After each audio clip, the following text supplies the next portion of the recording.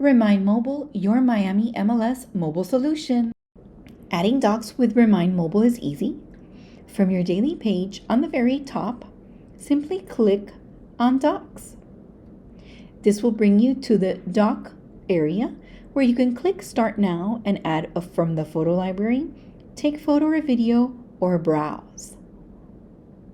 Once you select, you can then search the documents that you have and simply click on the document that you would like to add. Click to continue to upload. Select what folder or add a destination folder. You can create a new folder or put it into one that's already existing. Once you select it, you can name the new folder. Click Done. Done again. And now you've placed it in your new folder. From here, you can select the three dots and choose to take an action by renaming, copying, moving, deleting, downloading, signing it, sending it, and more.